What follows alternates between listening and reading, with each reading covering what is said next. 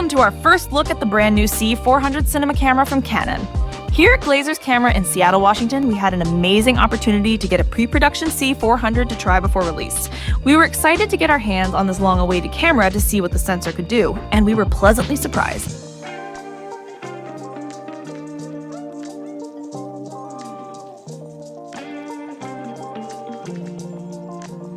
The price point for this camera is fantastic for what you are getting. It's aligned to be a competitor of the Sony FX6 or a Red Komodo, but honestly, this is giving the Sony Burano a run for its money at 1/3 the price. We attached it to a gimbal without much trouble because it's slightly smaller than other Canon cinema cameras. Speaking of C-series, the C400 didn't feel noticeably different in my hands than what I was used to. The top handle has been redesigned with 3 hand-turnable locking screws, so you don't have to find your Allen wrenches buried in your bag on location, which I appreciated.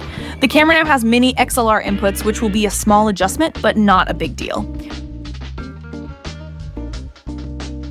This is a full-frame 6K backlit sensor that does incredibly well in low light.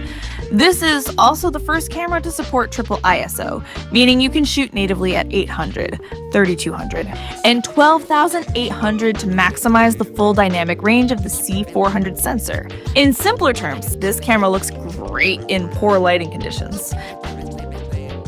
The new dual-pixel autofocus system is super snappy and works flawlessly with RF lenses. It's an absolute beast in low light, and being able to shoot at 12,800 will save so much time in quick run-and-gun scenarios. It also records RAW internally to CF Express Type B cards, which is nice, and it has some decent high frame rates. One thing that we didn't love was that it was hard to see the LCD in bright sunlight. We would definitely recommend a high bright monitor or an EVF when shooting in sunny conditions. We attached it to a gimbal without much trouble because it's slightly smaller than other Canon cinema cameras.